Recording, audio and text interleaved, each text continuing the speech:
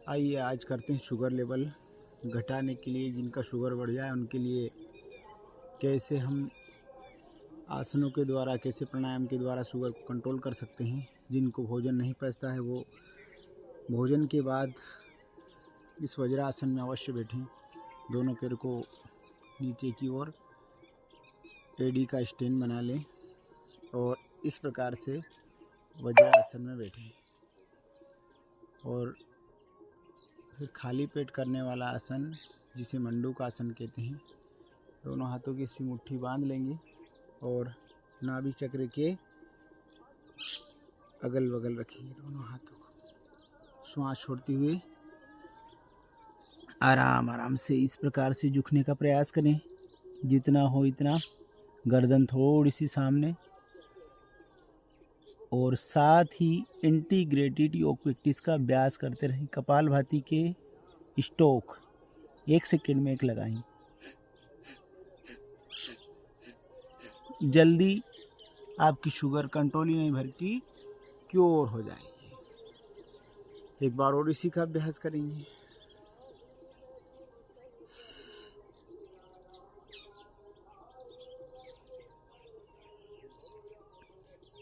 कोई तनाव नहीं, कोई शरीर में बीमारी के प्रति भय नहीं। अभय होकर जब हम प्राणायाम करते हैं, योगासन करते हैं तो पूरा लाभ मिलता है। अब नाभि किसी की इधर उधर हो जाती, अपनी जगह से विपरीत हो जाती, तो नाभि के रोग बहुत सारे हो जाते हैं। पाचन अनबैलेंस में हो जाता है, शरीर में खट्टी खट्टी डकारें आती हैं, शरीर में विभिन्न प्रकार से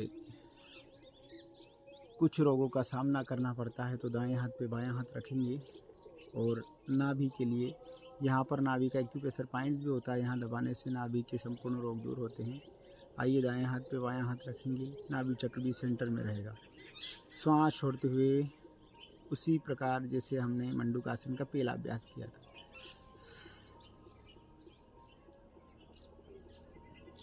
हल्का सा नाभि को दबाने का प्रयास करेंगे। थोड़ी देर अपने आप को रोकेंगे, मूलाधार को संकुचित करने का प्रयास करेंगे।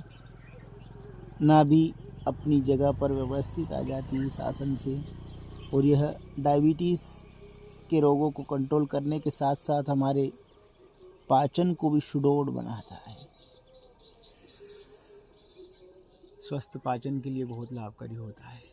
आइए अगला अभ्यास करते हैं। जिनकी थायराइड बढ़ जाए और गले में कभी कभी खटास आती है, गला जाम सा रहता है, उनके लिए शशकासन।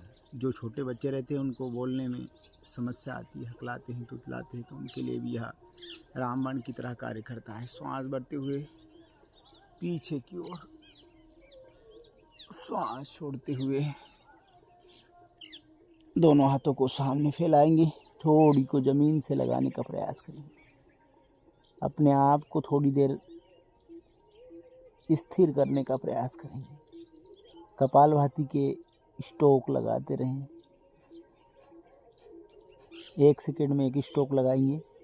लगभग 30 सेकंड तक इसे करने का प्रयास करें। श्वास भरते हुए वापस आ जाएंगे। अब जिनको हृदय रोग की समस्या है, हृदय में शूल उठते हों, हृदय कमज़ोर हो, जिनका हृदय सही से पंपिंग नहीं करता हो, उनके लिए हैं गोमुख आसन। गाय के मुख की आकृति का आसन। दाएं पैर पे बायां पैर रख लेते हैं और इस प्रकार से अपने आप को कुर्सी की नुमान आकृति में बिठाने का प्रयास करेंगे। गाय के मुख की आकृति बनाएं। जो पैर ऊपर है वही हाथ ऊपर से जाएगा और जो नीचे है वो नीचे से जाएगा। आपस में दोनों को पकड़ने का प्रयास कर लेंगे। कपालभाति के स्ट्रोक इसमें लगाते हैं। 1 सेकंड में 1 स्ट्रोक।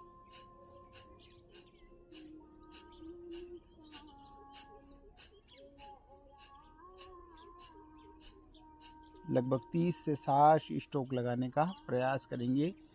हृदय रोग भी दूर होगा, कमर दर्द और पाइल्स फेस्टुला के वायरस भी इससे ख़त्म होते हैं। शुगर के लिए तो रामबाण है ही सही। इसका दूसरा अभ्यास कर लेते ही दोनों पैर को सामने फैला लिया, जो पैर नीचे था वो ऊपर हो जाएगा, ऊपर का नीचे। और पुनः दूसरी आवृत्ति गोमुख आसन का दूसरा अभ्यास।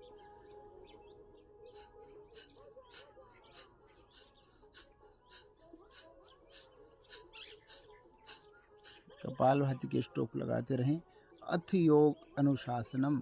महर्षि पतंजलि कहते हैं कि योग तो सब कोई कर लेते, आसन तो सब कुछ लोग कर सकते हैं, लेकिन अनुशासन में रह करके जो योगासन करते हैं, प्राणायाम करते हैं, ध्यान करते हैं, वो 100% लाभ देता है। योग का सामंजस्य होता है अनुशासन से। जब अनुशासन में रह करके योग किया जाता है तो उसका बेनिफिट बहुत ही मिलता है। आइए, वक्रासन कमर दर्द के लिए बहुत लाभकारी है। सीधे पैर को होल्ड कर लिया, वही हाथ पीछे रहेगा, उल्टे पैर को सामने फैला लिया और धीरे धीरे वक्र की आकृति बनाई। श्वास छोड़ते हुए पीछे देखेंगे और कपालभाति के स्ट्रोक लगाते रहें।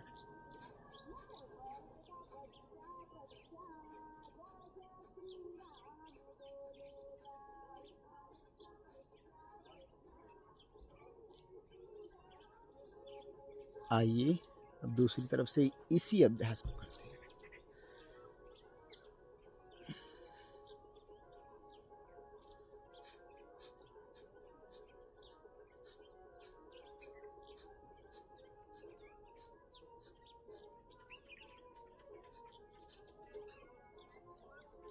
रिलैक्स हो जाते हैं। आज सभी आसनों का राजा जिसे कहते हैं शीर्षासन। आइए शीर्षासन का अभ्यास भी हम करेंगे। इससे पहले मयूरी आसन कर लेते हैं। थोड़ा मयूरी आसन भी डाइजेशन को ठीक करने के लिए बहुत लाभकारी होता है। मयूर आसन जैसा ही अभ्यास है इसका। ऐसे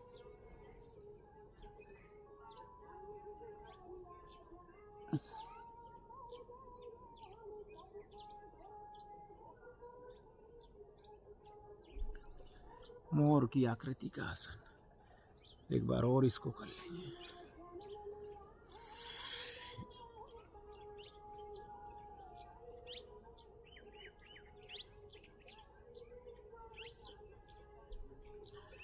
आइए अब सीधा चलते हैं शीर्षासन पर। न तस्य रोगो न जरा न मृत्यु प्राप्तस्य अग्नि योगाग्निमयम शरीर। दोनों हाथों की स्टैंड बनाएंगे और ऐसे धीरे धीरे ऊपर उठाएंगे।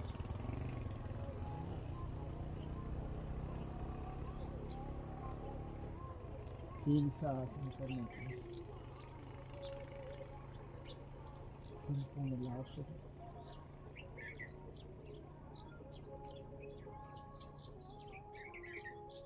इसी में वृक्षासन।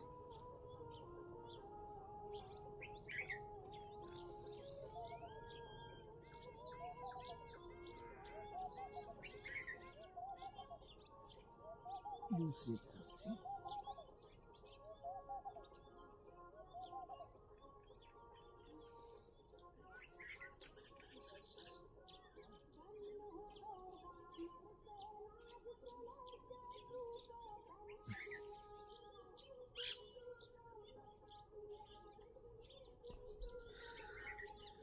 रिलैक्स हो जाते हैं।